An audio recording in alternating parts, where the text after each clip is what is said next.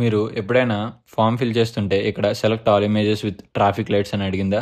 ఇదే captcha. Welcome to day 27.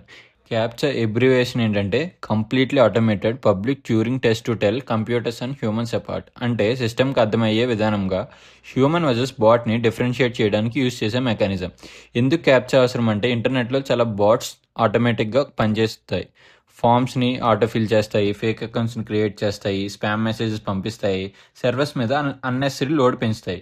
ఈ control చేయడానికి క్యాప్చా యూజ్ చేస్తారు. క్యాప్చా ఎలా హెల్ప్ అవుతుందంటే హ్యూమన్స్కి ఈజీగా సాల్వ్ అయ్యే టాస్క్ ఇస్తుంది. అది బాట్స్కి డిఫికల్ట్ ఆర్ ఆల్మోస్ట్ ఇంపాసిబుల్ టాస్క్గా ఉంటాయి.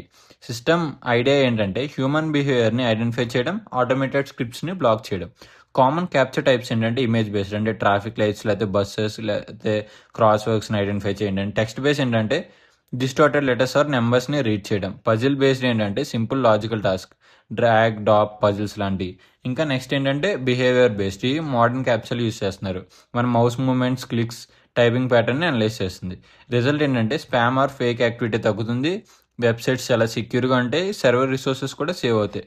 కోర్ ఐడియా ఏంటంటే యూజర్స్ని డైరెక్ట్గా క్వశ్చన్ అడగడం కాకుండా సిస్టమ్కి ఒక కన్ఫర్మేషన్ కావాలి. ఈ రిక్వెస్ట్ హ్యూమన్ నుండి వచ్చిందా లేదా బాట్ నుండి వచ్చిందా అని. సమ్మరీగా క్యాప్చా ఒక స్మాల్ స్టెప్ లాగా కనిపించినా కూడా బ్యాక్గ్రౌండ్లో సిస్టమ్ని ప్రొటెక్ట్ చేసే ఇంపార్టెంట్ సెక్యూరిటీ లేయర్.